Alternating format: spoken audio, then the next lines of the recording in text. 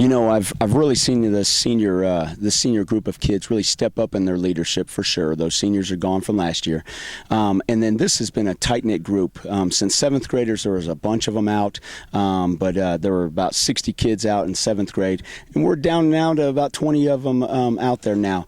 The majority of these seniors have been lifting and working hard. This has been a hard working group of seniors, and I attribute a lot of it to our coach, our strength coach, Coach Rail. He gave them a bunch of just motivation since they were freshmen. And so you can tell by the size of some of these guys, it's through that weight room workout that they've been doing. Cade Patterson is returning quarterback for us. He only threw 2 interceptions last year and did a great job for us. Just has a great arm. He can throw the ball. I mean, we've seen him throw the ball 60 yards down the field down there making catches. So we tell our receivers, keep working. He has a great pocket presence. He'll move up in the pocket, guys all around him. He's grown, I think, a couple more inches this year, so that's even going to be even better. Cisco Mayville at the F position came on as a freshman last year for us, and it's just a beast. Has great movement, lateral movement. He can start one way and cut it back the other way. He's a hard guy to get a hold of, and he's worked hard in the weight room over the summer. He's thickened up, and he's going to be even bigger and better this year, we believe. You're right. We've got guys like Dylan Trapp. We've got him in our kind of our 11 personnel stuff, and he's going to be coming in there and opening up some holes. And he's got good hands too. We can send him out into the flats or send him up downfield. He's got some decent speed, and we can get him down the field and throw him the football.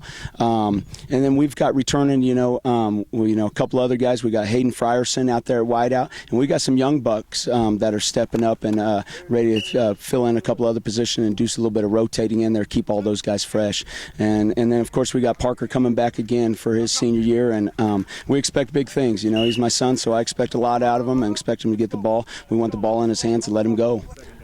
Offensive line, going with that offensive line, we lost 3 starters last year. We returned a couple of them, and Colton Bobb is one of those returners. He's going to anchor that left side tackle, and he's going to be calling our offensive line, and he's the leader on that O-line.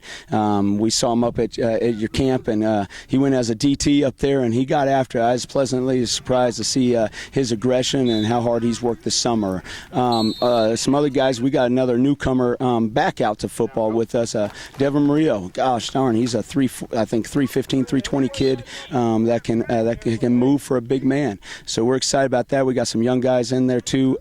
Daniel Randolph, he's going to be back in there returning as a guard, and it's going to be a battle for that center position. May have a sophomore pup in there, but he'll get after it a little bit. And then we got defensively, I'll tell you, we returned 3 linebackers that all have playing time.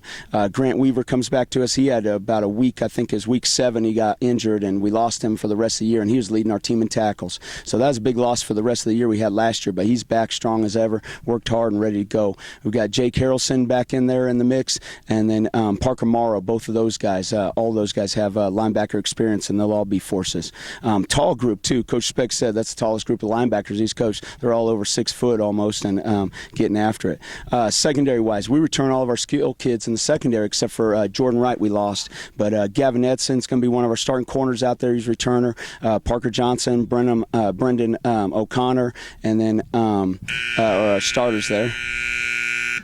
And then we've got some new guys fighting for that other one, Harris Desiderio, freshman Isaiah Otero. He's going to be a force out there.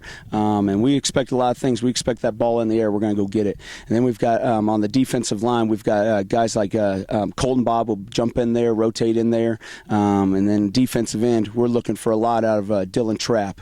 That guy's going to come over here as a beast in 1A. We expect him to step up and get after it in 4A up here with us now this year. We open up with Roswell High at Roswell. That's the biggest game. That's the most important game to us right now. That's the only one we're really focused on. But the rest of the schedule, then we got Socorro at home, and then we have Lovington comes back to our place. Lovington moved up, but we're going to keep on playing them, and it's going to be a battle. I know they're going to be headhunting for us. We've beaten them the last 2 years, so they'll be coming after us. Week 3. Week 4, we've got Pewaukee is coming over here, and then we've got Tularosa, and then we go to Robertson, and that's going to be a big game for us right there. there. You know, they're defending state champions. We beat them last year in regular season play, but they turned it on at the right time.